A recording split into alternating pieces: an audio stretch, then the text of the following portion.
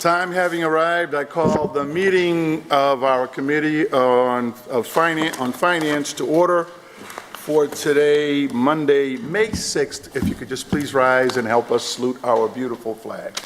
I pledge allegiance to the flag of the United States of America and to the republic for which it stands, one nation, under God, indivisible, with liberty and justice for all. Well, councilors and guests, welcome to our first FinCom of May. With that, Mr. Clerk, agenda number 1. Item 1, we have the acceptance of the minutes of the April 16th, 2024 Finance Committee meeting. That will be accepted and placed on file. Item 2, we have the reappointment of Mr. Miles Jackson of Brockton, Mass. to the War Memorial Building Board of Trustees for a 3-year term ending April 2027. Invited, Mr. Miles Jackson.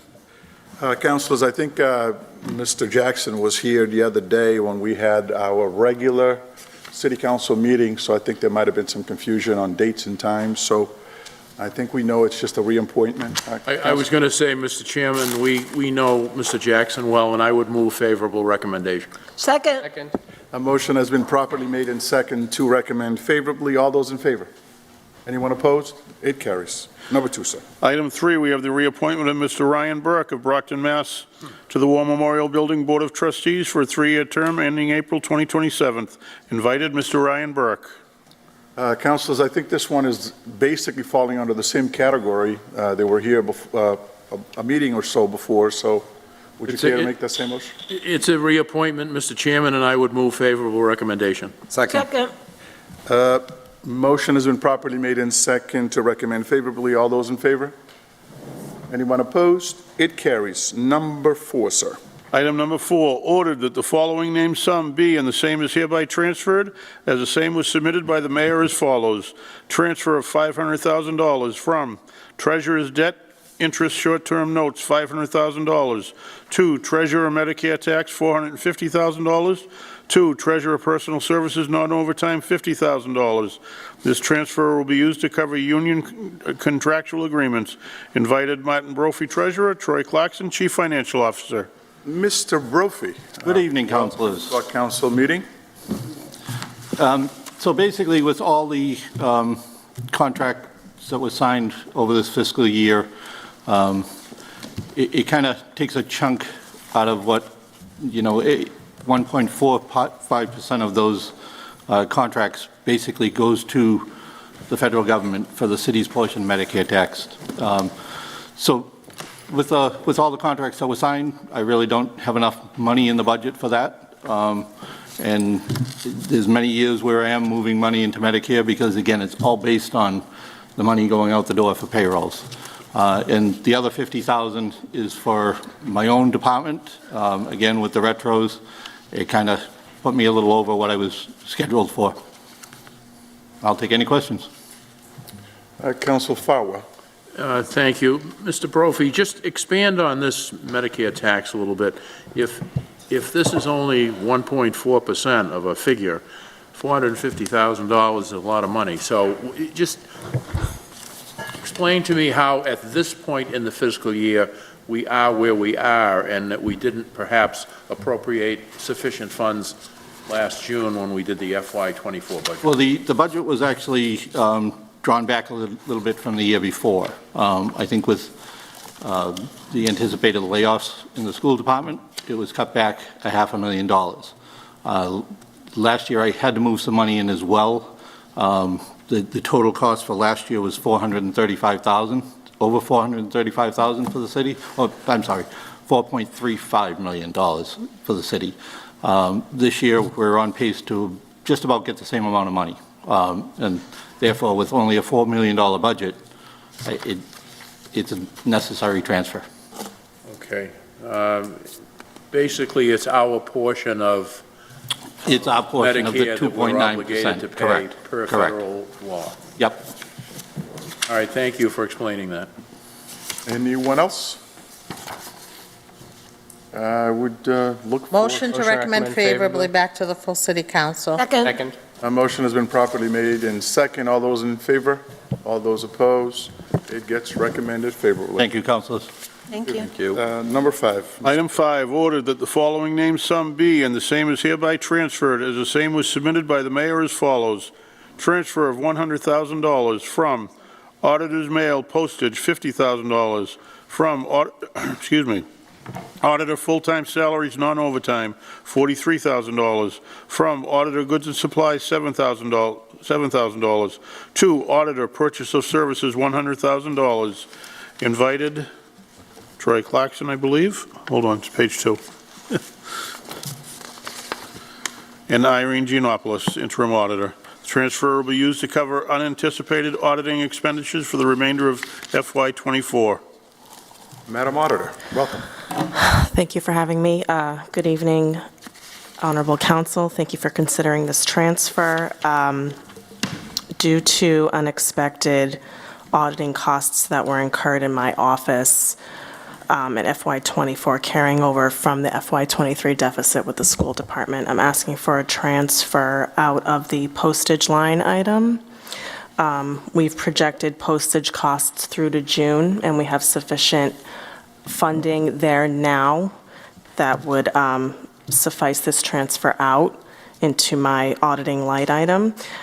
We also had a cost savings in our full-time salaries line item due to the former city auditor no longer being with us and me filling both that role and the assistant auditor, so there's a savings there. Additionally, due to the travel and training freeze at the moment, we can transfer out $7,000 as well, so I can balance extra costs that were incurred by our external auditors, CLA, our consultants, our Munis consultants, for helping us with the accounting due to everything that happened. And I believe that's everything at the moment. I welcome any questions. Councilor Castro? Thank you. Good evening, Irene. It's good to see you. Likewise. My first question is, what kind of services are you purchasing for this $100,000 that you're proposing to transfer? So it's an extra $50,000 in costs with our external auditor, CLA. Around the time that we were certifying the free cash and doing the tax recap, given the circumstances that occurred with the school department, the DOR requested that we run all of our backup, everything we pulled off of our accounting system, with our external auditors first to confirm that the figures were correct as a safeguard. We did that. There was an additional cost with that. Okay. Along with that, there are around $14,000 in outstanding bills with our Munis consultant who helped us with the close. Again, it was a sticky situation for me, given the fact that I was filling in for the city auditor and I needed extra help in terms of the accounting. So we had that Munis consultant there with us that I need to use these additional funds for. And to just sort of backtrack, we had another consultant helping us with the accounting also, who used up most of that budget. So I'm pulling it out of postage and all of these extra places, if you will, to cover extra costs, again, with CLA and with our Munis consultant. Are you confident that the work that you're contracting for is being done well and that your figures are correct? I am. The current UMass consultants we have now, and I know our CFO can speak to this as well, we've hired Mark Abrahams. I don't know if you know the name, but he's pretty much the gentleman who, I would say, wrote the book on municipal finance in the Commonwealth. So I think we're in the best hands going forward. And I don't know if Troy wants to speak further to that, but. I'm with you. And lastly, my recollection is that at the beginning of this current fiscal year, the then auditor came in front of us for some funds out of the FY24 budget to cover FY23 postage. Are you confident that what will remain after this $50,000 is transferred will be adequate to get you through June 30th? I am. So we've got 2 months, and we're leaving an extra $50,000 in the postage line item. 10 of that's going to go to our, we have a vendor called JLS that handles bulk mailings, postage that would be above the average rate on our machine. So they're covered through to June. That leaves another 40. And I believe after speaking with our treasurer, we have plenty for any last-minute billings to get us through the end of June. Okay, thank you. Thank you, very Mr. welcome. Chair. Thank you, Counselor. Anyone else? Motion to recommend favorably? Second. A motion has been properly made in second. All those in favor? All those opposed? It gets recommended favorably. Mr. Clerk, our next item. Thank you. Item number 6, resolved, be it resolved by the Brockton City Council to invite Matthew Stanton, chairperson of the Brockton Beautification Committee or his designee, to appear at a meeting of the Finance Committee to discuss Keep Brockton Beautiful Day, which has been scheduled by Mayor Sullivan to take place on Saturday, May 18th, 2024, throughout the city of Brockton. Invited, Matthew Stanton, chairperson. Mr. Stanton, thank you for the work that you do in this committee, and the microphone is yours. Thank you very much for the invitation. I appreciate it greatly. I have a fellow member, Peg Kearney, who is holding the sign. Hopefully you can see it on there. This will be the 15th Keep Brockton Beautiful Day. Last year's was fantastic. Last year, I've been on the beautification committee for a year now. I know this is through the mayor's office, but we're here to promote it. It's really a fantastic thing. It's great for everybody. It's great for the city. Families show up. We have a group that has come for years, a sorority group that comes every year. 8 or 10 members, I believe. It really is. It's a nice time. It is the Saturday, May 18th at Heights Crossing. Heights Crossing starts at 7:30, between 7:30 a.m., 9 a.m. is kind of registration. You can come up, register, get your trash grabber, your bag, a T-shirt, coaster, whatever else they have up there. And you can pick a location. DPW, Pat Hill, Pat Sullivan will have locations throughout the city that they feel need attention. And then you're off, clean up, and at noontime you can head back to Heights Crossing for a nice cookout. It's a win-win for everybody. The city gets cleaned up, you get fed afterwards. There are some raffles. We have some raffle items. I believe there's music. It really is. It's a fun time. Last year, I was touched to see how many families were out, with kids. It really was. It was nice to see just driving through the city, seeing kids out helping, and it really was. The beautification committee has really opened my eyes a lot. There are people in this city that do tremendous work, wanting no pat on the back. Peg is a perfect example. Kelly Hanlon, Linda P., Carla Flamini, Sharifa Mapp. We have a new member of the beautification committee that joined us recently. You approved her, Ann Callahan. And Ann, I don't think you can see it on camera, you have the sign behind me. Also, there is a sign in front of each one of you. And Ann designed those signs for us. And we had them printed up. And we are asking you tonight, the ward counselors, 1 through 7, we would like to put signs in a high visibility area. So we're asking each ward counselor to pick a high visibility area in your ward and place that sign so people know that May 18th, Heights Crossing, 35 Christie's Place, from 7:30 till 9 is registration, noontime cookout, everybody has a great time. Also, if you don't think you can make registration, you can call Pat Sullivan at the Recycle Depot, 508-580-7827, I believe. I don't have my glasses. And you can pick up the materials during the week prior. Did I miss anything, Peg? I don't think so, other than they can do that anytime. Yes. During the year. Yes, well, I mean, this is, this is beautiful, just Keep Brockton Beautiful Day. We, on the beautification committee, we encourage residents to do cleanups throughout the year. You don't need to wait for one. Start one. And that's about it. Thank you for having us. That's your job, I'm Councilor sorry. Followed by Griffin. Good evening, Mr. Stanton. Good That was a evening. really good description. And of course, this year I serve as the city council's person on the beautification committee, and that's a pleasure to work with all of you because you're worker bees, which is the goal. Tell us this, so what if someone is merrily sweeping, cleaning, and they find something that they're uncomfortable picking up, like shattered glass? Nobody should be picking up anything that they feel uncomfortable picking up. They can contact, there'll be representatives from DPW recycling at the event.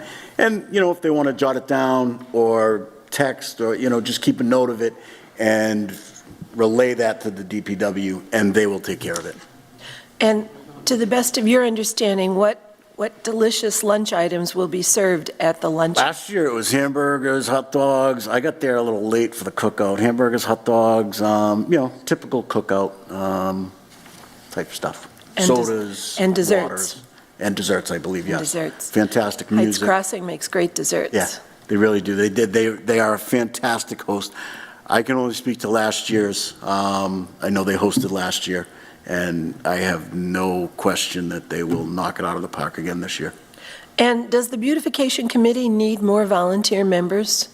Anybody is welcome to, like I said, Ann joined us a couple of months ago, and just ideas. It's great.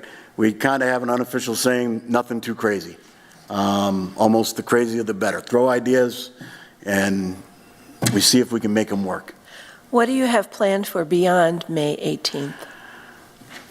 Summer cleanups, we'll try and, after we get through this, we'll try and figure out what areas really need help. As I stated, there are people, Linda P., Kelly, Sharifa, all the members, really, and citizens that aren't on the committee, are out there every day. You just don't know it. But they're out there every day. Making a difference. Making a difference. Linda P., especially, she cleans more than, I don't know, perhaps she should be on the payroll. She really does, and I don't think anybody that knows her could refute that. She really does. Since Commissioner Hill told me when he first accepted the position that we have 300 miles of roads in the city of Brockton, I mean, how can the city possibly take care of all of that all the time? This is such an important event. It really is, and I'm glad you said that, because I apologize for not, you are our council representative this year. Council Thompson was last year. And Pat Hill and Pat Sullivan do their jobs during the day, but they show up for every meeting. And that says something. They are invested in what they do. They care about the city. And I know Pat's up in a little while. They really do a great job. Anytime I've called, and I don't call down there and, say, oh, I'm from the beautification committee or anything like that. If I have an issue and I call, they don't know my name, they don't know who I am, and get the same treatment anybody would. They take care of the issues as fast as they can. And I appreciate that. Of course. I appreciate the hard work. You all, everyone in the city does. Thank you. I'm praying for a sunny day. Thank you for being here. Thank you. Thank you, Mr. Chair. Thank you, Madam Councilor. Councilor Griffin. Thank you, Mr. President. Good evening, Matt. Good to evening. see you. I just want to state publicly how grateful we are as a city for the work that you and your committee do. I see you all over the city, day in and day out, doing things. You also do work down the War Memorial Building, and it really is a credit to you and your group to take the bull by the horns and go and clean this stuff up. A lot of people talk about it, but you, my friend, are operational. And I just want to thank you again for all the work you do for the I city. appreciate it. I stand on the shoulders of giants on the committee. Really, they are fantastic. Great. Well, thank you again, Matt. Thank you. And I'll see you Saturday. Definitely. Thank you, Mr. President. Councilor Tavares, followed by Thompson. All right. Thank you so much, actually, for being here. Thank you, Council. Actually, I just have a question. like when you say like, supplies, like, what kind of supplies you do offer? You know, the grabbers, they have a handle on them, so you don't have to bend over to pick up water bottles or whatever trash you might be picking up. Gloves. You know, if you're going to be, last year there was a lot of work done up by Westgate Mall. So if you need a vest, so traffic, if you're going to be if you choose to do a high traffic area, we want you as safe as possible. Safety is paramount. So, you know, a vest, any supplies that you would need. And like Councilor Castro said, anything you don't feel comfortable with picking up, we just don't want anybody to get hurt. But we do want as much trash picked up as possible. All right, and then there's also like, if we do have like a volunteer, like we need to let you know how many volunteer we do have, or we just like, bring volunteer and volunteer? That's the registration portion, from 7:30, we'll probably be there a little earlier, and people can come up to Heights Crossing and register there, or as I said, if during the week, anytime leading up to May 18th, they can call DPW Pat Sullivan and sign up, say, hey, I'd like to, I'm not going to be able to make it between 7:30 and 9, but I'd like to get the supplies and join, and do an area in my neighborhood, my ward, and can make arrangements to get the supplies. In case, like, they literally figured it out, they can, and over started the same day, which is Saturday, they decide to say, hey, I want to join. Can they still join without registration? Yep. All right. Definitely. Okay. Definitely. All right. Thank you so much, and then Thank you. I'll see you Saturday. All right. That's what I have. Thank you, Councilor. Councilor Thompson. Thank you, Mr. Chair, and good evening, Mr. Stanton. Good evening, Councilor. Great to see you again, and I just want to thank you for your efforts as chairman of the Beautification Committee. You're doing a great job.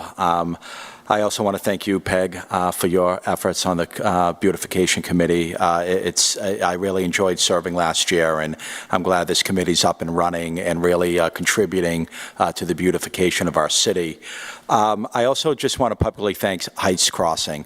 They've been the sponsor of this event for a few years now. They hold a great event, provide coffee and donuts in the morning, and then a great barbecue and raffles at the completion of the cleanup. And so they've been tremendous with their support of the city of Brockton. So I just want to publicly thank Heights Crossing.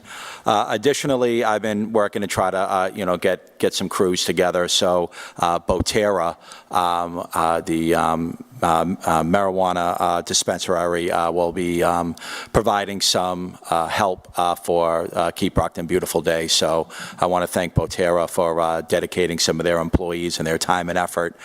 Additionally, I think there's going to be kind of a side cleanup of Salisbury Park that's going to happen the morning of May 18th. So if anybody wants to dedicate some time in Salisbury Park off of Crescent Street next to the Plouffe Academy, there's going to be a crew out there cleaning up Salisbury Park. So please come join us in those efforts as well. And I just want to, also state again that the Beautification Committee has been doing a great job. I look forward to the additional events that will be held throughout the city and throughout the summer. There's no lack of need for, help cleaning up Brockton. So, again, just thank you for your efforts, and I will see you Saturday morning of the 18th. And I look forward to this event. So thank you, Mr. Stan. Fantastic. Thank you so much. I would like to, I believe that same, the business that you mentioned, I believe they were the one that was involved last year? Yes, they did. They did help out last year. They also have made an effort to hold their own kind of event, cleanup events. They've been helpful in that Christo's lot area where there's some dumping going on there. So they've been great. And any additional businesses that want to join this event, please do so. It's well worth your time. Thank you, Mr. Chair. Thank you, Councilor. Councilor Teixeira. Thank you, Mr. Chair. Thank you, Matthew. My question is, I know we're going to be doing through the whole city, but are we going to have a supervised, say if you come across a needle? Same thing. Is it? Oh, I apologize. I cut you. Go ahead. is it going to be a person or persons that be supervising, especially if you got a group of 10, 15 people, that you make sure that, they are supervised not to pick up needle? I believe, I could say with some certainty that there will be, needle boxes there. I would advise anybody, just, a family comes and they're out cleaning up, I would advise not to, put themselves in harm, and just make note of it, and it can be picked up by an employee of the city, or, somebody that feels more comfortable doing that. So I think during the registration, I think it would be great to say, you know what, if you come across any needles, stay away from the needles and don't. Safety is paramount. We really do. It's amazing how many things like that, not necessarily full needles, but glass, the nip bottles, things like that, that we don't want the kids picking up especially. But yes, safety is paramount. Appreciate and thank you for you've been doing for our beautiful city, and we got to keep it clean. That's right. Thank you. Thank you. Thank you, Mr. Chairman. Thank you, Councilor. Councilor Azak. Thank you, Mr. Chairman. I just wanted to answer Councilor Texera's question, because when there is no supervision from the city. These are individual groups that are put together, and they're actually signing a waiver that there should be no young children alone, so they should have parents, so parents shouldn't be dropping kids off by themselves. They're signing a waiver of safety when they're signing up and getting their material. So, yeah, they need to follow the rules and not pick up anything that's hazardous or dangerous. So, I just wanted to make it clear that there is no city supervision. This is a citywide event, and that, everybody's there to kind of clean up, but to take precautions. Great job on the signs. They look beautiful.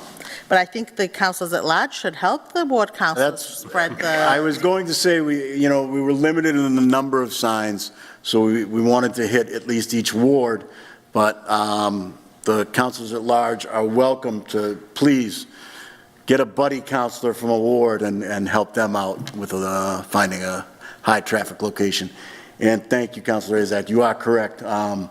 We don't want parents dropping off, young children. Last year, there were some high school kids that came, seniors, juniors maybe. But yes, safety is definitely paramount. And they sign a waiver, and, we don't want anybody getting hurt. No, we don't want them to get hurt. So, I'd like to thank Kites Crossing as well. They've been sponsoring for way over 10 years. They've been sponsoring Keep Brockton Beautiful, so they do an amazing job.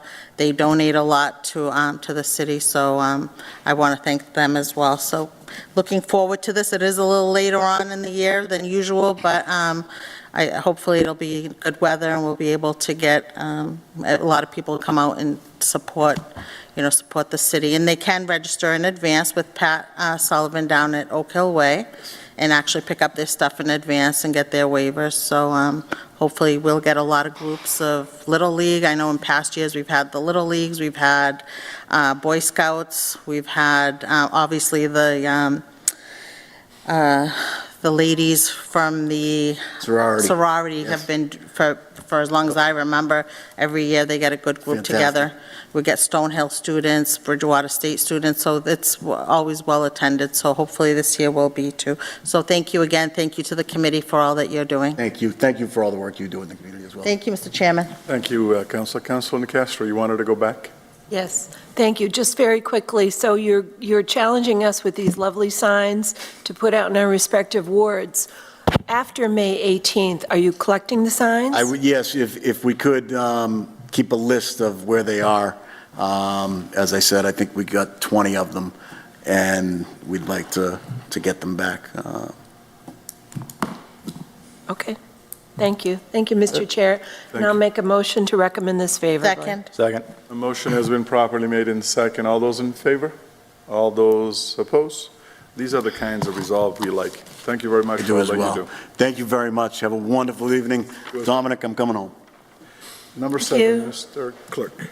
Item 7, resolve. Be it resolved by the Brockton City Council to invite Troy Clarkson, Chief Financial Officer of the City of Brockton, to appear at a meeting of the Finance Committee to discuss the fiscal year 23 school deficiency balance of approximately $9 million after payment of $7.9 million from the city stabilization account and $2 million of certified free cash that was approved by the council at a special meeting held on December 20, 2023. Be it further resolved to discuss the representation at the special meeting that these funds would be paid from fiscal year 24 local receipts, and to discuss whether the city is on target to have adequate funds to satisfy this representation. Invited, Troy Clark, Chief Financial Officer. Councilors, I just want to remind everybody that, let's try to stay focused on this particular issue that we are here for. We're not here to resolve the entire 2024 budget or 2025 budget or 2023 budget for that matter. So let's try to stay focused and concise so that we don't lose focus of exactly why we're supposed to be here. Mr. Clarkson, you're on. Thank you, Mr. President. Good evening, Mr. President and members of the council. In my update to you that I provided yesterday, I did provide you an up-to-date report on revenue collection citywide as of last week. So it's as of May 1st, actually.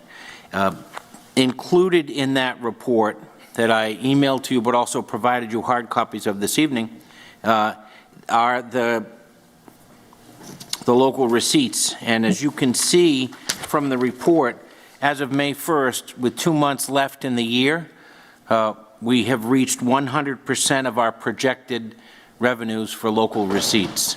And that is with the increase that we implemented to cover the school deficit last year. You'll see in the FY25 budget that we provide to you in a couple of weeks, in order to balance next year's budget, those local receipt projections will remain at that higher level but consistent with this year. So we're still trying to be a little conservative in our revenue projections so that we still are able to generate some free cash. So you can see highlighted by significant performance in public property, where we're at 135% of our projections, the license commission at a 133, and our investment income at 134. We have achieved the year's goal for local receipts with 2 months left in the year. So the projections that we made to balance the budget have come to fruition. That's very positive news. And with that, I'm happy to answer any questions. Don't you all speak at once? Councilor Nicastro, followed by Farwell. Thank you. Good evening, Mr. Clarkson. I sponsored this because I was there last year as then president of the council when we had that special meeting. So explain to me how this happens, because we pulled stabilization funds and free cash together to total roughly $9 million, but we had a balance of $9 million on the FY23 as the result of the deficiencies on the school's budget. So what do we do now? So you're showing us we have adequate funds to pay the rest of it. Is that what we need to do? What happens procedurally? Yes, procedurally, I think the council has completed its work. So essentially what we did in order to meet a portion of that deficit was to increase our spending for the year by $18 million. And we funded that, you're correct, through the use of some existing free cash, through the use of the Chapter 324 reserve, that was $7.9 million. And then because our revenue projections were so conservative, we were able to increase our revenue projections for the year and thereby increase the spending. So what this report does is really the follow-up to that demonstrates that that increased projection was within reasonable limits and will actually achieve it. Okay. So there's no further action required by the council, because what back in, it was December 22nd or back in late December, you performed the act that you needed to perform. What the revenues needed to do to hold up their end of the bargain was to reach that increased level, which has occurred. Okay, so essentially, we're using funds that was accumulated during FY '24 to satisfy a deficiency of FY '23. Will we need funds to use in a similar fashion for FY '24? No, our spending on the city side remains very conservative, so we are anticipating, as normal, a fairly significant surplus for FY '24 on the city side. We met today, actually, with the superintendent and the vice chair of the school committee and the mayor and some of our team to get an update on the school budget, and we're still awaiting some figures from them to determine whether or not a transfer will be required to meet their non-net school spending for this year. But if that is required, there are sufficient funds within this year's budget to address that. So I do not anticipate any deficit on the city side for this year. This increased revenue projection, however, as I mentioned a couple of minutes ago, will stay at that higher level to meet the required spending for the fiscal year '25 budget, which we'll present to you in a couple of weeks. Thank you. I am very interested in how the schools, and you're aware of this from meetings we've attended together, I'm interested in how the schools are trimming back and reducing their overhead and their spending to do their share in meeting the challenges of late, that, in a financial sense. But that is outside of the scope of this conversation. But know that it's coming. I will be asking these questions. They're very necessary. Thank you very much. Thank you, Mr. Chair. Thank you, Madam Councilor. Councilor Fowler? Thank you, Mr. Chairman. Mr. Claxon, this is local receipts and not including real estate tax revenues. So just starting from the top of the page, I noticed payment in lieu, projected $97,000. We've collected about half of that, $47,000. Since this is not real estate, what is it payment? What would be a payment in lieu of what? From what source? So that would be a payment in lieu of taxes. The city used to have many, I believe, and our assessor John O'Donnell manages this, but we have one, we call it a pilot payment in lieu of taxes program that still endures in the city, and that is that one. I believe there's another payment to be made, which is why you're seeing $97,000 projected and only $47,000 collected. But I can find out for you what specific pilot agreement that is. Okay, and I'd be interested to know if we have more than one. If at some point in the future you could give the council a list of those who are involved in a payment in lieu of taxes. Absolutely. Perhaps it's only one entity. I think it may be Father Bill's Mainspring because of a meeting I recently attended, but I'm not sure. So let's skip down to the health department. I don't expect a lengthy discussion about this tonight, but projected $300,000, collected $78,638.94. That's only 26%.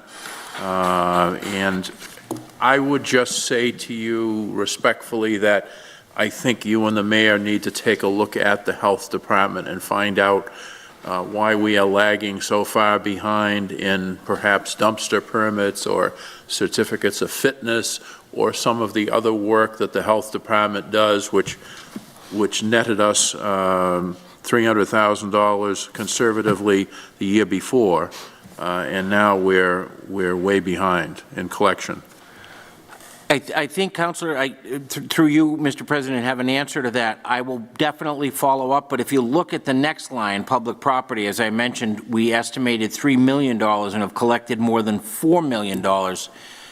Through legislation passed by this council, we transferred some of the employees and some of those activities from the health department to the public property department. So I believe that reduction in health and the increase in public property is due to that, but I will definitely confirm that for you. All right, because I do notice up until February, we were collecting $12,250 for the month of February, and then it drops off precipitously in March and April. So, your explanation may be absolutely correct, but if we are lagging behind in any areas for legitimate revenue collection, I think that becomes very important.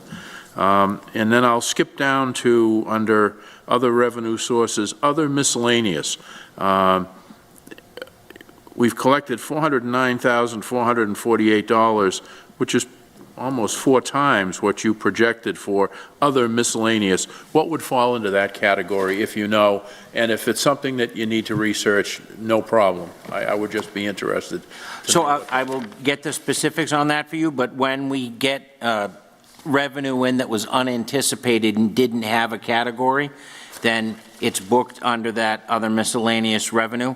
The variance between the 100,000 projected and the 409 collected, as you can see, there was a one-time large entry in October of $399,000. So I will get the detail on that for you and provide it to you. All right, and then the last 2 categories, marijuana tax, it looks as though we're getting quarterly payments, so I'm going to suggest that that's from the state.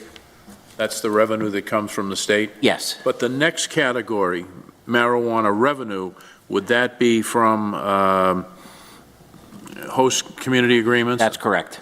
Okay. And because of changes in the guidance from the Commonwealth, for next year's budget, you will see only the marijuana tax as a revenue source and not the other one, because there's been some changes in guidance about the collection of those additional fees. And the last 2 things I just want to mention, and I'm not going to go far afield here, Mr. Chairman, but the golf course and the parking authority generate considerable revenue.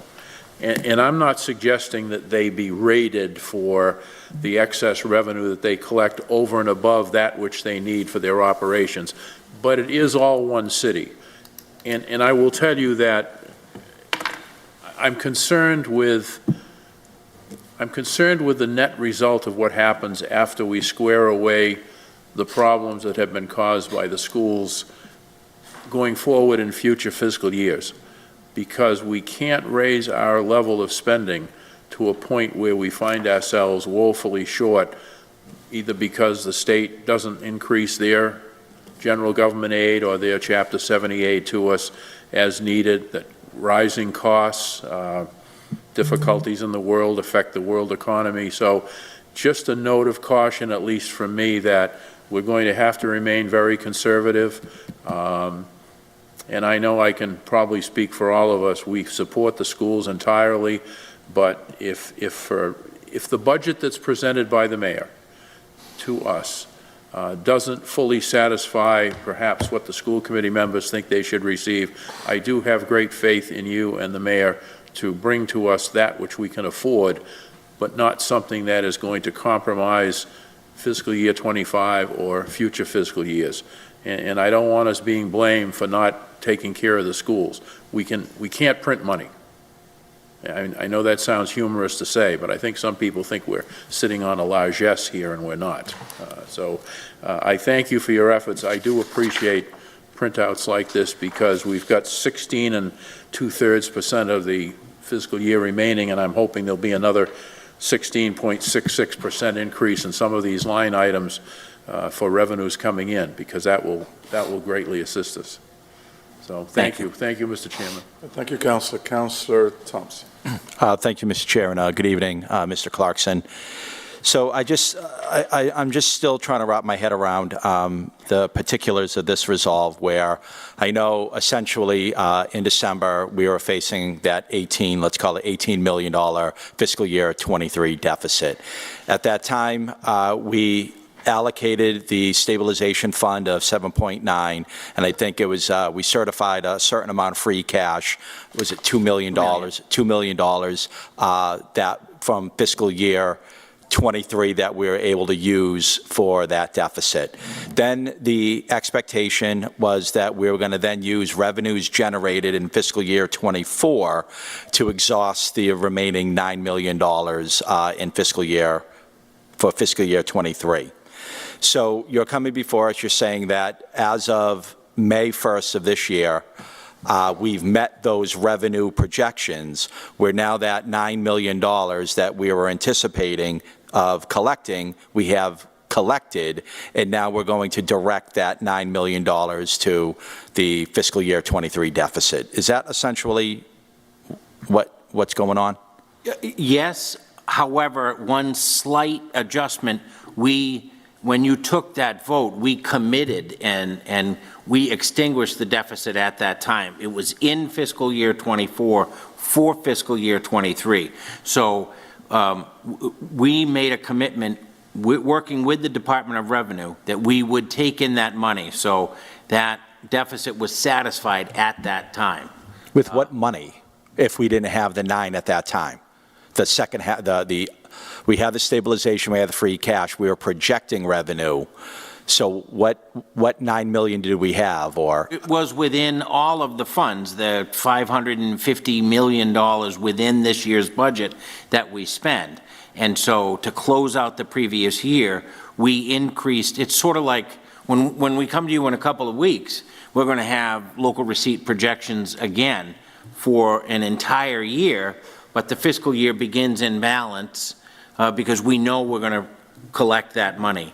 If for some reason we didn't collect that, then when the free cash is calculated as of June 30th, there would be a negative, which is the very reason why we always project these revenues conservatively, so that we never put the city in a position to have negative free cash, which does happen in some communities.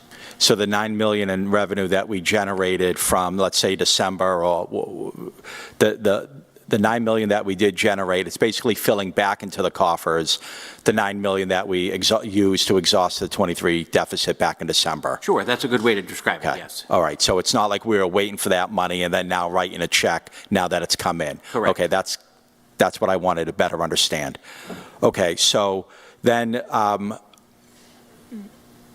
with that reduction of revenue, obviously, when it comes to fiscal year 24, we'll have a reduction of free cash by that same amount, right? That we'll have $9 million less dollars in fiscal year 24 free cash because So the using this fiscal year revenue. 24 free cash calculation occurred right around that same time. In fact, it occurred that same day, and we were able to use $2 million of that free cash to also address the deficit. But the fiscal year 24 free cash has already been certified. In fact, I have some good news for you. Working with the Department of Revenue, we were able to petition them to recertify our free cash, and they are making the $7.9 million available in a recertification, because we actually spent that money to address the deficit, but then it was also showed up as a reduction in our free cash, along with the $14 million in the school deficit. So they were able to recertify that, and I'll be asking you, filing an order tomorrow, to ask you to replenish that Chapter 324 reserve with that amount that was spent. That will allow us to then use it again to balance the FY25 budget. Without that collaboration with the Department of Revenue, we would not be able to present you with a balanced budget. So I remember back in December when we had that conversation, I told you that we were working closely with the Department of Revenue and our partners there, and that partnership has endured. And I've spent hours on the phone in Zoom meetings with DOR representatives, along with our team here, and the result, one of the results, is that we're able to recertify that free cash and essentially use that money again to balance next year's budget. Right, so essentially, from my understanding, we'll be able to take that free cash, replenish the stabilization fund that we're required by law to replenish this year. Right. Replenish it, and then now be able to access it again. Correct. To then extinguish any deficit of 24. Correct. And so there are still, and I'll explain this in detail on the night we present the budget, but there are still long-term structural issues. Right. But what we're able to do in balancing the FY25 budget is to prevent the need for deficit financing, and give us a bridge year to be able to look at long-term planning, address long-term spending and structural deficit issues at the school department, and really be able to take a long-term view of our financial situation. So that balancing this budget allows us to do that. Right. So it's like a reprieve. But as you stated, the underlying structural inefficiencies which created our deficit have to be addressed, and I'm looking forward to working with the school committee and this council to address those deficits. So thank you for your time tonight, Mr. Clarkson. Thank you, Mr. President. Thank you, Councilor. Anyone else? Motion to recommend favorably to the full city council. Second. A motion has been properly made in second. All those in favor of recommending it favorably, all those opposed, it carries. Thank you. Thank you. Last item, Mr. Clerk. Item 8, resolve, whereas clean streets and sidewalks enhance the appearance of business and neighborhood areas, and whereas the Department of Public Works is specifically charged with maintenance and upkeep of these areas, now therefore be it resolved that Commissioner Patrick Hill be invited to a meeting of the council to discuss the maintenance and cleaning of streets and sidewalks and programs to enhance the attractiveness of neighborhood and commercial areas in the city. Invited Patrick Hill, DPW Commissioner. Bienvenue, Mr. Commissioner. Good evening. Good evening, councilors. Mr. Chairman? I believe that's yours. Yeah, it is. I was If just we could wondering if just, you had a statement to make or anything, but well, I just wanted to show some pictures first, which fortunately BCA has lined up for us, as you and I discussed by text message. So if Leandra would just put those up now, we can take a look at them. And looking along Warren Avenue, Main Street. I think this, yeah. Next one, please.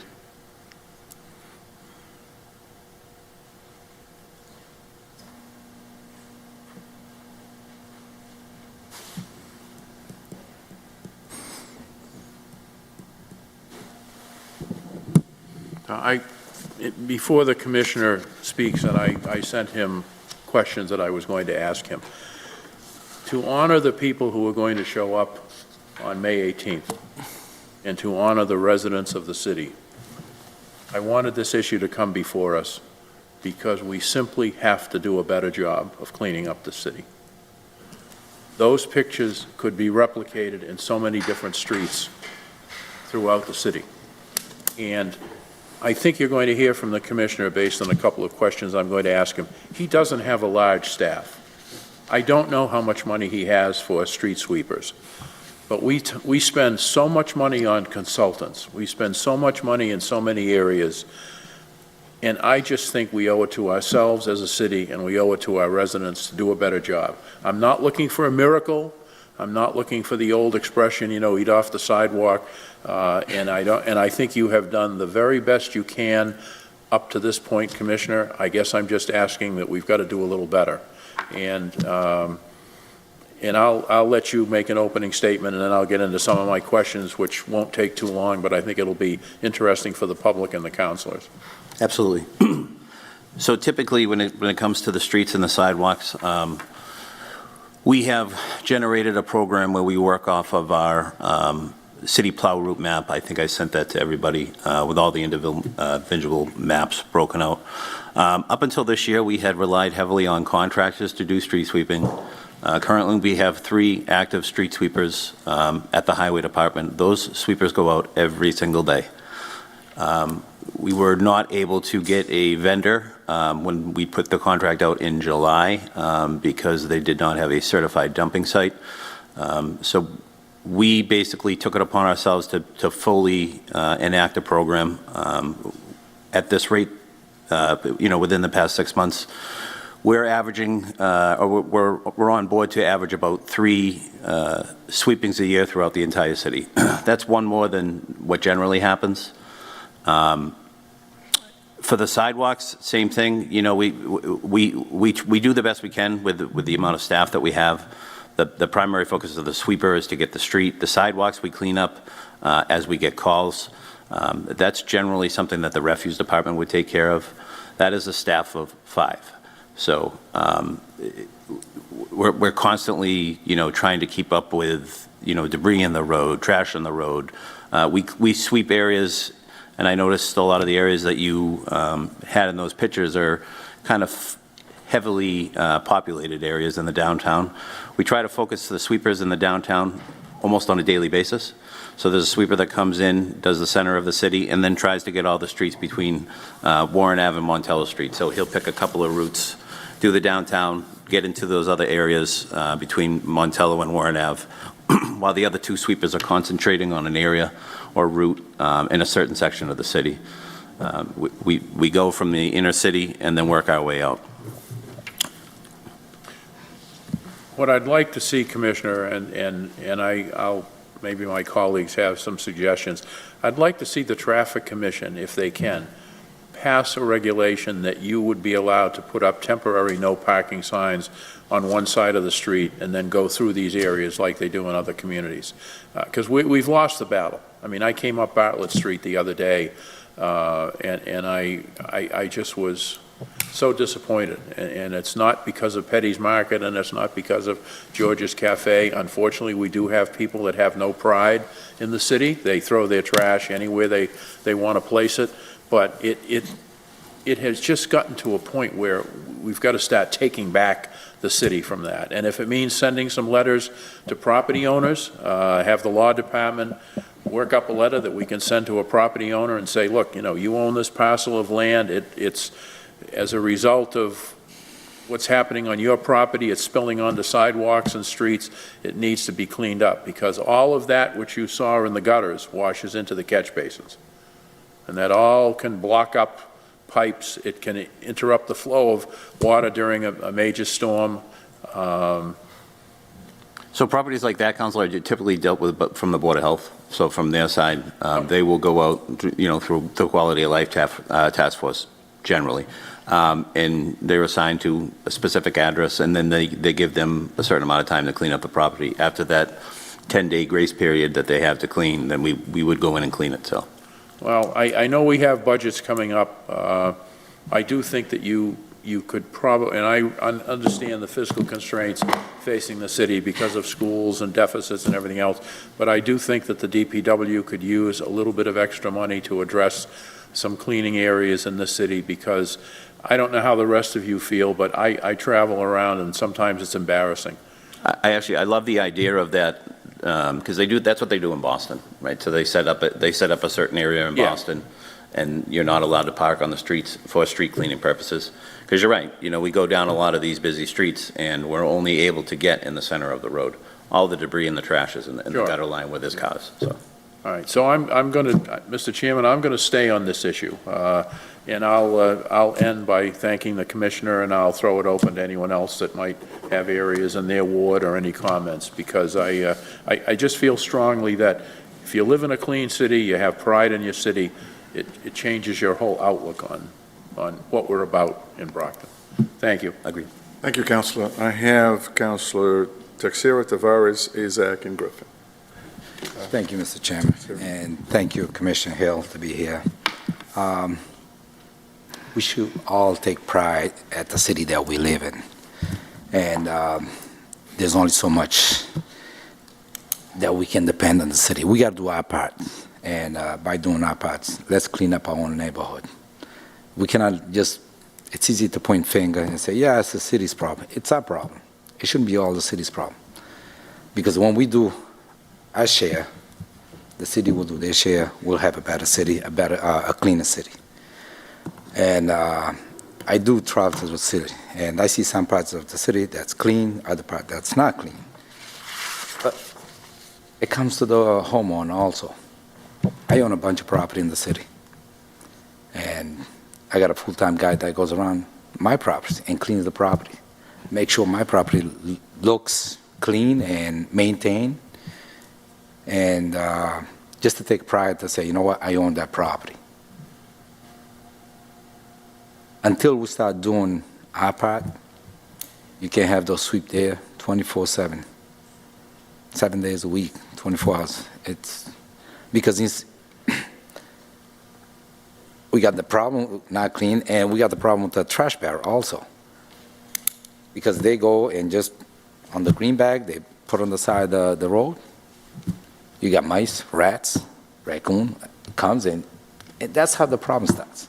So we got to look at the bigger picture versus say, you know what, they're not doing a great job sweeping the street. And because I do see the sweep out there, they seem to do a great job, but you got like, going back to Council Firewall, we should send a notice to make sure that we're going to sweep that street. Let's not park out in the street. At least that will give the sweeper a clean path to sweep the side of the street. But it has to be a collaboration of the city, the homeowners, and everybody that lives in the city that cares about the city. Until we start caring about the city, again, it's like I said, you can be there 7 days a week, 24 hours, you're not going to have a clean city. On the sidewalk, same problem. And it has to come from every one of us that lives in the city, that cares about the city, that wants to see a clean city. Until then, keep doing what you're doing. Thank you. Thank you, Councilor. Mr. Chairman. Thank you, Councilor. Councilor Tavares. Good evening, thank you for being here. Actually, I'm totally with my colleague basically about cleaning the city, especially on my ward. For some reason, I feel my ward is the worst since ever. I have tons of complaints, every day, which I'm going to be sending you tomorrow, a couple, about cleaning the property, trashing debris all over the place. Basically, right now, I'm just going to focus on Ward 2, it's looking a mess. And thank you. Every time when I send you a request, you're always taking care of it. In the meantime, just to go back a little bit about the stuff, I used to be code enforcement before. For some reason, we are not actually code enforcement, I think, is a big tools. Not necessarily, they don't have enough staff. And then the process takes a little long when you deal with the property, because you got tons of complaint. Whatever, we never go after, finding any trash like that, because we have tons of complaint. We go after the complaint we have. But literally take a process. We send a letter, no sense order, take a 5 day, you got to follow up only to code enforcement to deal with all Brockton. I think that is not fair. I think we should focus higher, more code enforcement, and enforce the ordinance for the room owners as well. I was in Fall River, literally spending, you kind of go every day to kind of see what's going on. Even I talked to the Board of Health from Fall River, how they do to maintain Fall River so nice and clean. I go to street after street, street after street, I take photo, and I said, okay, why can we do the same thing in Fall River? And then I was talking to those guys, they was explained to me, what they do is, they're not gonna send a nuisance order. If you don't take care of your property, they take a photo, they send you a ticket right away. Whatever, everyone is afraid not to clean the property because they know they're gonna get the ticket. But in Brockton, we go so much process. In the meantime, we don't have enough staff. I think we should do the same thing in Fall River, because I believe when the President Moses, he was mayor, I think he put some ordinance kind of like that. I was very excited, but over started, we never enforce, and then we still use the same thing. I've been doing with the code enforcement, every time I have issue, they work so hard, but in the meantime, they don't have enough staff. And then they got to deal with the letter, follow up with the letter, give you more time. It just doesn't make any sense. I think we should focus, get more staff for code enforcement. They need more staff, because 2 people for Brockton, I think it doesn't make any sense. I've been there. I feel the pain. I feel the struggle. How can the 2 code enforcement outside kind of deal with all the order? Because sometimes you got 25 complaints for 1 code enforcement. Myself, I used to have 30 complaints. And then it's all writing paperwork. It's just a lot of work. I think we should literally kind of concentrate, hire more staff, and then enforce the code the councilor, president councilor, when he was mayor, he has those code in place to force that code to see if we can get better. Because, to be honest with you, if you travel around Ward 2, You just look disgusted. And then I have tons of complaints, like I said, every day. I drive all over the place. It's a shame. The road, the debris. Sometimes I feel like I don't know where I am. It's just disgusted. I think we should have kind of worked together, bring more money, figure it out, whatever, put more things in place, hire more code enforcement, enforce the code for homeowner. Like if you don't clean, send it to the receivership, like you guys clean it, put the lien on the property. In that case, everyone is responsible to clean down on the property, and then we have more staff, like even though we don't necessarily get the complaint, but as we can see, because we have enough time, enough staff, you just send it a no-sense order right away. I think in that case, I think we're gonna do better, and then the city will look much better. Instead of we spending money somewhere. And then I hope all the councilor will literally gonna find a way this year to bring money to kind of figure it out, hire more staff. And then in that case, we can get the Brockton better, I believe so. And force the ordinance for the homeowners as well, because they are responsible to clean their own property, the sidewalk, and the street. You know, you're not necessarily, you're just gonna clean inside and forget about outside and then wait for the city. Doesn't make any sense. I think if you, my colleague just saying, if you all do that, I think we can get better and less complaint, because myself, if you wanna drive tomorrow to Ward 2, you can see exactly what I'm telling you. And then it is a pain for me to deal with the call, like 10 call, so many call, complaint every day. It's crazy. And thank you so much. And I hope we can put the money this year and to hire more staff and enforce the court to do better. Thank you so much. I don't think you're going to say no, right? So more money, more personnel. Councilor Zach. Thank you, Mr. Chairman. Good evening, Commissioner. Councilor. So from what I'm hearing, and this isn't just your department, you need help from, obviously, the Board of Health, Inspectional Services, because I believe what Councilor Tavares was talking about is inspection, now under Inspectional Services. So we need, code enforcement. We need the Board of Health to enforce. We have ordinances. I know I personally passed one years ago, almost 8 years ago, where we required each retail business, whether it be a convenience store or food, any type of retail where a cash and carry type of retail business would have to have a trash receptacle for their customers to throw trash in. But I know that's not being enforced. I see a lot of businesses that don't have it, and I believe that's under the Board of Health also, maybe now under Inspectional Services. So I think we need to work together, make sure that you're getting the support, because it's not all on the DPW. But I am happy to hear that we have you said three sweepers? We have 3 sweepers, out running full-time. Very good. I'm happy to hear that. And once again, I always say it doesn't cost much to be clean. It doesn't, it really, for people to throw trash in the trash, it really is just a little bit of education. But I mean, obviously we can always use more, but I don't see we're going to get any more street sweepers. Even if we were to get more, would we be able to? I think 3 is adequate for what we do, cleaning the city 3 times a year. It does make a big difference, but, the little things like Council Fowler was talking about, setting up a program where people can't park on the road so we can get down, from the gutter to the gutter on a street. Little things like banning plastic bags. I know a lot of communities around here have banned the use of plastic bags. Plastic bags make a mess. They rip, they tear open, they're all over the streets. There's a bunch of stuff that we can do better, and I'm happy to work with everybody to try to get some of those things accomplished. I think that's great. I mean, you're right. A lot of communities have banned the plastic bags.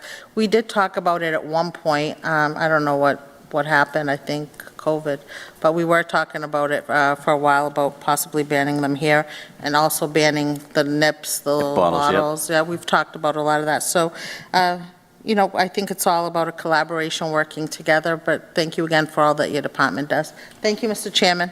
Thank you, Councilor Zach. Councilor Griffin. Thank you, Mr. President. Good evening, Commissioner. Councilor. First of all, I just want to thank you for all the time I've contacted you for problems my constituents have brought to my attention. You've been great and very responsive, taking care of those issues as quickly as you could, and I really do appreciate it. I also agree with my other councilors. Money's going to be tight in this budget cycle. but there's certain pillars of a city that really have to be funded. In my opinion, public safety, which you're a part of, it's police, fire, DPW. Those are really the three tenets that a city really needs to fund fully to prevent these type of problems. So, as far as manpower goes, Commissioner, what would you really need? I mean, realistically, as far as manpower to really help with the day-to-day cleaning of these streets? For a day-to-day cleaning of the streets? So the operation as it exists today requires 3 men in the sweepers, requires 3 men in dump trucks to follow the sweepers around to pick up the debris and dump it. The refuse department probably could use, half a dozen guys, to be honest with you. They're probably about 6 guys short of where they should be. To have a crew of guys or a couple of crews of guys out picking certain areas. And we would probably do it in the same way that we do the street sweeping program. We'd probably focus on the downtown areas that we tend to see more trash in, and then work our way out. We also have the program in the summertime where we have temporary help for a couple of months. Mm-hmm. The problem that we find with that is lately we haven't seen a lot of participation, and by the time that we get the program out and running and processed and the kids in, they're only here for 4 or 5 weeks. So we do the best we can with those guys, getting them around to the areas that are really, really heavy with trash, but the trash comes back as quick as we clean it. So it's frustrating. I guess it's job security for me, but it's certainly not a good look for the city. I understand. I think a lot of it really has to do with the code enforcement or the lack thereof. I mean, coming over here tonight, I went by several businesses, dumpsters weren't covered, and to me, that would be a writable offense right away. In your opinion, are we being aggressive enough in code enforcement? Do we have to get a little more teeth in our? I'm not really involved in the code enforcement world, so I certainly don't want to judge the way that they do things. I'm not really familiar with the ordinances and how aggressive they can be. Certainly, I think we could do better. Is it a staffing issue? Is it a rewriting of some ordinances to be a little bit more aggressive? Is it issuing monetary fines, right out of the gate to get someone's attention to maybe help things out? I don't know. But it's not something that I've really taken a deep dive into, so. No, I understand that. I just kind of wanted to bounce it off you, but I think even if we did hire a few more code enforcement officers, they went out and wrote people up, they would more than pay for their salaries. From what I can see, the most frustrating part about code enforcement is the amount of time it takes to get one property done, right? So typically we allow somebody, I think 10 days to restore their property back to what we've recommended through an inspection. I think that's too long. I think once you've had communication with somebody, maybe it's 48 hours, I don't know. But I think that's, the long period of time, 10 days gets delayed to 15 days. Sometimes it gets to 20 days, or if they're, people are making an effort, to at least start cleaning their property. We allow them more time and more time and more time when it should be, 10 days, it's up, we're coming in, we're cleaning, we're going to lean the property. But that's the only way I think you're ever going to get caught up with code enforcement, so. I agree, because like you said, you guys are doing your job every day, but again, if the dumpsters are wide open, we have this growing homeless population in this city that a lot of these predatory nonprofits would like to increase, and they bring a lot of trash to the city also. So I think as a body in this next fiscal budget, we're really got to look at beefing your ranks up a little bit, and also the code enforcement. Again, I want to thank very much, Commissioner, for all you do for the city and all you do for my residents in Ward 3. I want to thank you very much. Mr. President, thank you very much. Thank you, Councilor. Councilor Nick Castro. My turn? Okay. Good evening, Commissioner Hill. Councilor. Thank you for all the opportunities I have to nag you about various situations in Ward 4, because you're always helpful, and I appreciate it. And also, Pat and Ernie, and all of the guys from Highway, Pat and Ernie are at the recycling depot, are wonderful to me and to Ward 4 by extension, and I'm grateful for it. I just wanted to talk about, I have 2 things, and the first thing is the NIPS, because after the last cleanup day, I spoke to a number of people who literally picked up hundreds of nips. And I also spoke to some liquor store owners who said if they couldn't sell nips, they would go out of business because it was that lucrative for them. I wish there was a way to catch people and fine them for throwing trash out windows. And I walk my dog every day, most of the time twice a day, on a busy street, which my street runs off of. And I can't believe the number of people who throw trash out their windows of their cars and their trucks as opposed to keeping it and then throwing it away properly. I think the secret weapon to addressing that is by a module in the schools, would be taught in the schools, the elementary and middle school years, to teach children about trash and recycling and get them involved in nagging their parents, so I don't have to nag you about picking up trash. But I really think it works. When I was growing up, Keep America Beautiful was a really big deal, along with Smokey Bear and Arbor Day. And I really, really think it's worth exploring with the schools, a positive way to help the community other than saving money. So I know Pat Sullivan does do some education in the public schools throughout the year, where he does meet with, kids, I think, from 4th to 6th grade, and talks about recycling and where all the stuff goes and, why it's important to keep litter into the trash. But we can certainly do better, I guess, or do more. And the other thing is, and I'm speaking primarily for Ward 4, to this day, there are a significant number of residents who are using the recycling bins for trash and the trash bins for recycling. And I can drive down Montello most Friday mornings. Our Ward 4 trash is picked up on Fridays. And the bins are wide open and the stuff that's inside is flying everywhere on the streets. I do think some emphasis by your department and by the trash collection company, Republic, on keeping that to a minimum, addressing that would be very helpful. We actually started issuing monetary citations a couple of months ago in February, because we went through that little period of time with Republic where they were having a difficult time dumping the recycling at the MRF, which is the center where the recycling gets processed. So we went out, and they were, part of their contract is to flip the lids and ensure that everything in there is, recyclable material. If it's not, they get tagged. So we went a couple of months in just tagging people. But starting in February, we started issuing monetary citations. Some people will never get it. It's not the things that the people put in the recycling barrels. It's not something that you were unclear about. We see chainsaws, we see microwaves, we see anything you can imagine. We've pretty much seen. And then they throw a little bit of paper on top of it and think that it's going to pass muster. But so we're out actively checking recycling a lot more frequently. We're issuing citations a lot more frequently.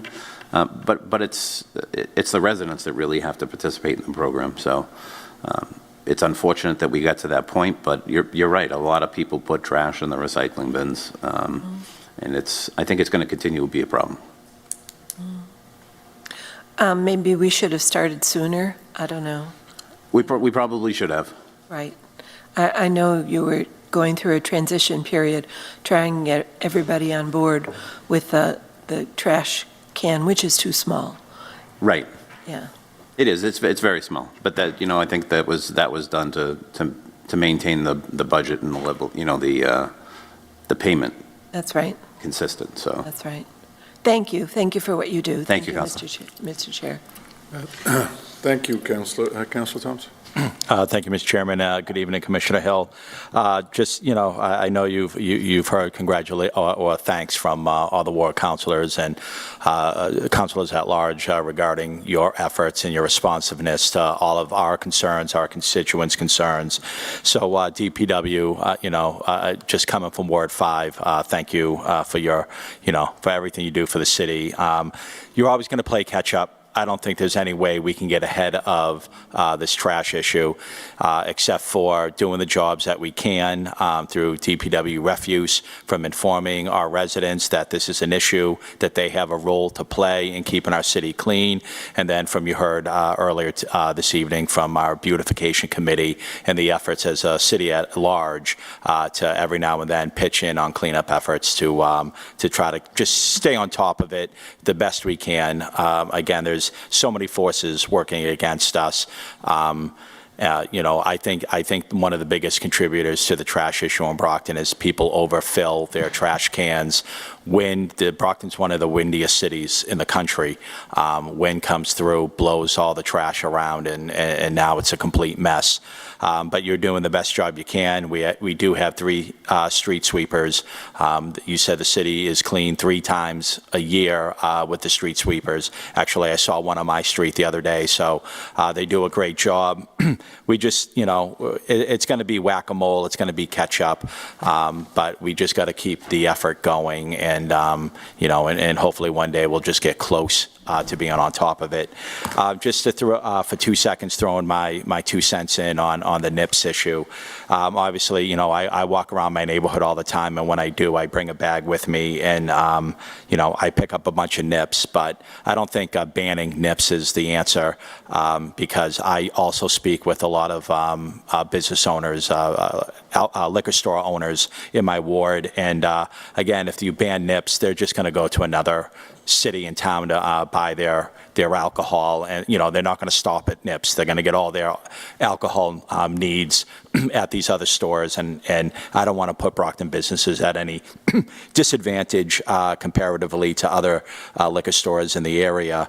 But I think our liquor store owners can be part of the solution.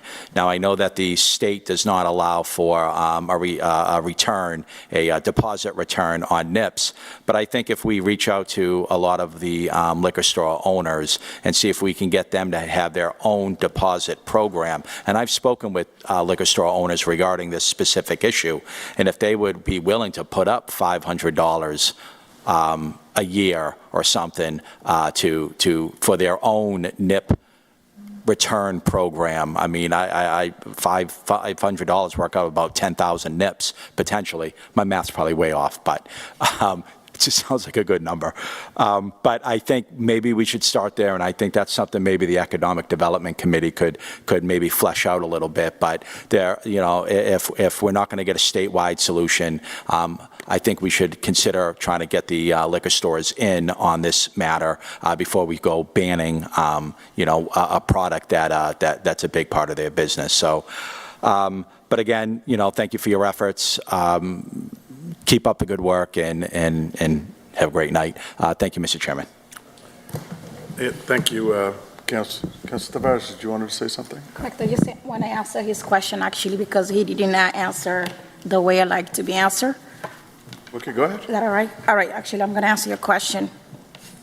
Well, with the code enforcement, the process takes literally 21 days. In the meantime, 21 days, if it did not work, we got to take it to the court. But basically, we got to have a schedule when the lawyer has a time to put the case in the court, because we're not allowed to put the case in the court. It takes a process. Again, to deal with the two code enforcement, to follow up with the room owners, you got to have a first inspection, which will take you 5 days, and the second inspection take you 10 days. And then after 10 days, you got to wait until 21 days. After 21 days, you got to go to court, or whatever, if the room owner did not comply, or whatever court decide, then you got to give a ticket, or you can send it to the city for cleaning it. It's take a little while. It's take a process. That was the case when there was code enforcement, and I was a little burning, actually, because for two code enforcement for a lot of case and a lot of complaint. And then you don't have time to see things on the side without, deal with the complaint. And then second, this is my little recommendation, because when there was code enforcement, I feel like, the city does not have a communication with the Board of Health. I don't know if because Board of Health is not across the street. It just totally something like, was a little confused for me. And then even myself, I did talk to me about it. I think my recommendation, like you guys should, like do meeting with the code enforcement once a month, kind of hear everybody. Like, for example, say like, why do you think you want us to work together to improve? Do you guys need more staff? Do you guys need, like, just hear from them? Because basically, like, I'm just going to say when I was there, we feel like we're left alone. Everybody did one thing, like nobody cares about it, you know what I mean? Was no meeting ever done, unless we have a task force every Thursday with the mayor. But like, as a you are responsible, you literally need to meet them, to talk to them, to see how can you guys work together as a team. Not to, like if they have something to say, they don't want to say it because nobody never show up to ask any question, or they look like no one cares about it. I don't know if all the city staff is the same thing, because I've been city staff before. It's just like I don't like the way they work with the staff here in the city, because I've been staff before. And then I wish you guys can do that. So Inspectional Services is located right across the hall from us now. I'm currently not here due to the improvement here with the building, so I'm located down at Montauk Road. But we do communicate with code enforcement quite a bit. Most of it's through email or at the Quality of Life Task Force, which meets every Thursday. So there's always 2 to 3 representatives from code enforcement there. But a lot of the communication back and forth comes through email. So. Yes, and then the second, I like to see, like, even once a year or twice a year, you show up at the code enforcement, meet with all the staff, hear from them, see what I have to say. I think it's important as well. And then I wish you, like, with all the city staff, whatever's in charge. Yeah, no, I mean, it just has to be. I really don't have any authority over the code enforcement officer, so. Yes, whatever's responsible. Yeah. I'm just saying that. It is important. That's all I have. Thank you. Council Lally, I forgot all about you, so you're next, and then Council Farwell, you're going to close this out. Yeah. Tell me how you really feel, Mr. Chairman. Thank you. You're so small, that's why I couldn't, so young. Average height. Yeah. Thank you, Commissioner, for being here. I know we're covering a lot of trash-related items that kind of get a little off the road. I do want to say right off the bat, I agree with Councilor Tavares that the largest part of this is going to be code enforcement, which isn't your department, but the more we can do and the tougher we can be, that's the key. And Councilor Rodriguez and I, Mr. President, we've talked about a wholesale review of some of our code enforcement related restrictions, and making sure that they're not out of date. A $50 fine from 1970 is not really worth what a $50 fine would be today. For you, I really only have one question. Off the top of your head, because this isn't something I think you came armed with, but how much would it cost both to buy a new street sweeper but also to staff it, which would include the truck that follows it? A street sweeper like the ones that we have now, which we find are the most effective because they're the most maneuverable in the city streets. That's about $325,000 for a sweeper. Manpower, you're looking at probably base salary for somebody that operates that sweeper at $60,000 a year, and a truck driver at $55,000 a year, so roughly about $120,000 a year for manpower. Obviously, that's not factoring in benefits and whatnot. Those are just salaries. And then $325,000 for a sweeper. We have 3 sweepers right now. One of them is older. It's a 2012. That will need to be probably replaced in the next year or two. Having a program like this and doing it yourself is great. We do save money, obviously, on you know, the contractual side of it, but we still have to get rid of the debris, which is expensive. It's basically solid waste because of the material that's inside it. There's a lot of trash in there. There are needles. There are, so it has to go to a specific site.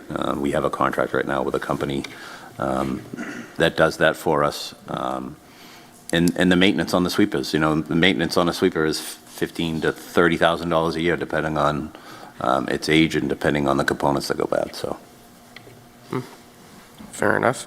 That would be really all I have. The only thing I'd have left is really for the folks at home, and that would be just a, reminder of the website and the app, C-Click-Fix. If you have a code enforcement problem, if there is stuff on the street or on the sidewalk, something like that, you can use C-Click-Fix to report it. It'll get sent to the appropriate department, and it will be acted on, and you can track the entire process. So I would really recommend, checking that out. The street sweepers will come by, but you have the ability to, flag things as often as they come up. That's all I've got. Thank you, Mr. Commissioner. Thank you, Mr. Chairman. Thank you, Councilor. Councilor Farwell, close this out. Just to close this out, I hope no one thinks that the commissioner was brought in here because I thought that he was deficient in any way. He was invited in because, number one, he controls DPW and the street sweepers. I communicated with him in advance and shared my concerns. Number two, we can talk about code enforcement. We can talk about getting more people involved. The bottom line is, folks, that once you identify an area that is overloaded with rubbish and trash, guess who has to pick it up? The DPW. So after all is said and done, this is the man who needs as much help as we can give him with staffing and equipment to handle the rubbish, the refuse that's being generated around the city. And I'm just not happy with where we are. Whatever it takes, I think we should work with you and others. If it means clean and lean, that's fine. But I'll leave all of you with this thought. You might have seen the pictures that I posted recently about DW Field Park and the homeless population up there and all of the rubbish and refuse. My understanding is we went up and cleaned that up. Am I correct? We did. Not one person up there was charged with a violation of law. Not one person, as far as I know, is being summoned into court for either littering or disposing of garbage on public property. Now, I know we can't move unhoused people off of public land until the Supreme Court renders some type of a decision. But that doesn't mean we're paralyzed and we can't enforce the laws that are already on the books.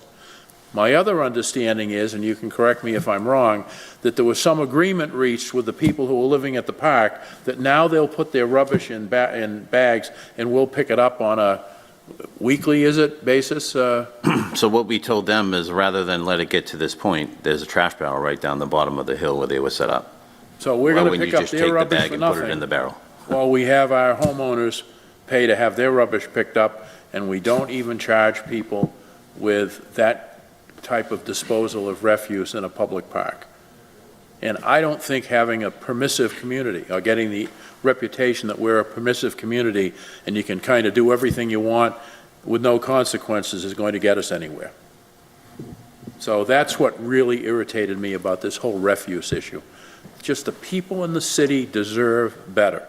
How we get there, I'm open to any suggestions.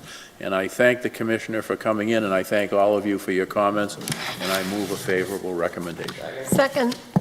A motion has been properly made in second. All those in favor? All those opposed?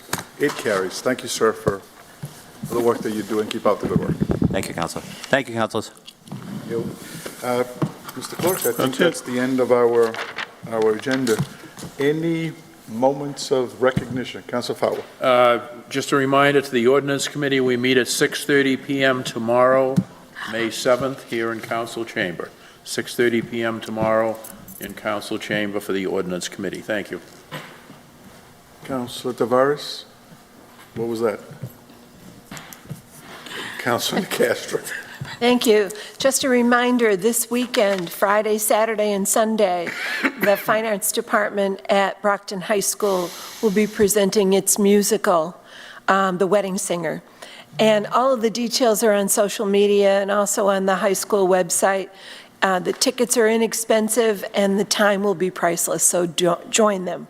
Thank you. Thank you, ma'am. Anyone else? Councilors, just as a quick reminder, we had mentioned this the last time that we met, that we are supposed to be holding our budget hearings on the week of the 17th, 18th, skipping 19th because it's a holiday. Thank you, Councilor Azak. And the 20th. And then we'll also have a portion on the 24th in case we need additional time. And we'll play it by ear and see how it is. We were told this afternoon that we should get the budget books by the first week. I believe that's By what, the first week, and, we'll go diving into it in hopes that we understand exactly what's in that budget. But just so that for planning purposes, 17, 18, 20, and then 24. Having absolutely no business for the people of the city of Brockton, I adjourn the meeting. Thank you.